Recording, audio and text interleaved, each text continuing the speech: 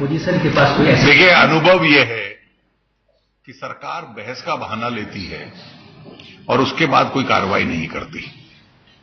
पिछली बार 2G की report PAC में भी गई, उस पर जेपीसी भी बनी। पीएसी को पैरालाइज कर दिया। जेपीसी में ना प्रधानमंत्री जाएंगे ना वित्त मंत्री जाएंगे, लेकिन अटल जी को बुलाओ, सुषमा जी को बुलाओ, जॉर्ज साहब को बुलाओ, इस तरह के हथकंडे अपनाते हैं और इसलिए वो रास्ता इस बार हमें स्वीकृत नहीं है।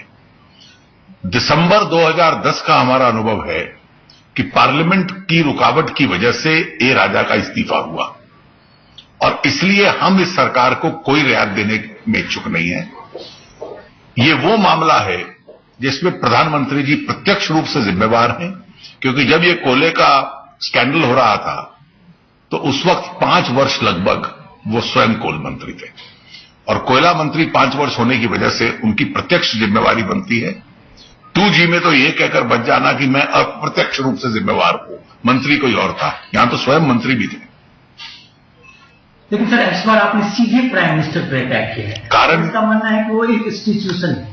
अगर आप सीधे देखिए, वो इंस्टीट्यूशन अगर किसी चीज के लिए जिम्मेवार है जिससे देश का नुकसान हुआ है और इतना बड़ा भ्रष्टाचार हुआ है, तो फिर उस इंस्टीट्यूशन को जिम्मेवारी लेनी पड़ेगी। इसका मतलब है कि सर, आने वाले टाइम में आपका जो एक फोकस है प्राइम मिनिस्टर के रिजर्वेशन को लेकर, उसमें कोई कंप्रोमाइज करने के लिए आप तैयार? निश्चित रूप से नहीं होगा सर। मेरा ये, और जो अभी जो कांग्रेस की तरफ से एक बात दलील जा रही है कि ये सारे प्रोसेस जो है एक डेवलपमेंट है, पावर टू ऑल, और ये इंफ्रास्ट्रक्चर डेवलपमेंट है। कांग्रेस का, पार्टी का और गवर्नमेंट दोनों का मानना है नहीं, पावर टू ऑल अगर डेवलपमेंट का है तो उसका और भ्रष्टाचार का कोई आपस में संबंध नहीं है। ये तो यूपीए ने निर्णय लिया था जून 2004 में कि नीलामी होगी कोल ब्लॉक्स की, और 8 साल लगा दिया और नीलामी नहीं हुई और कम दाम पे लोगों को आवंटन कर दिया। इसलिए डेवलपमेंटल एजेंडा का और भ्रष्टाचार का आपस में कोई संबंध नहीं है। डेवलपमेंट ईमानदारी से भी हो सकती है। लेकिन सर, उनके पास, जो गवर्नमेंट के पास में जो सबसे बड़ा काउंटर का है, और आपके पार्टी के जो चीफ मिनिस्टर्स हैं, उनका वो बार बार हवाला देते हैं। देखिए, ये बिल्कुल बेकार तर्क है, क्योंकि कोयला मेजर मिनरल है। मेजर मिनरल होने की वजह से केंद्रीय सरकार के दायरे में आता है, राज्य सरकार को नहीं आता। आपको 24 राज्यों ने समर्थन भी किया है, किसी 2-4 राज्यों ने अगर विरोध भी कर दिया तो ये तो 2005 की बात है, आपने उसको ओवररूल कर दिया, लेकिन 2012 तक इंप्लीमेंट क्यों नहीं किया? तो आप किसी भी तरह के जेपीसी या और इस तरह की मांग करेंगे? देखिए, इसमें प्रधानमंत्री जी को इस्तीफा देना चाहिए, अपनी जिम्मेवारी स्वीकार करनी चाहिए, उसके बाद तर्क और बहस होती रहेगी।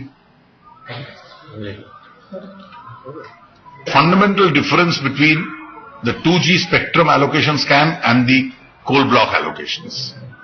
In 2G, the Prime Minister was indirectly and vicariously liable. In this case, for 5 out of the 8 years, he himself was the coal minister. And such a huge and monumental loss has been caused to the government. There is no way that he can escape responsibility in this matter. And therefore, the BJP is firm on his resignation.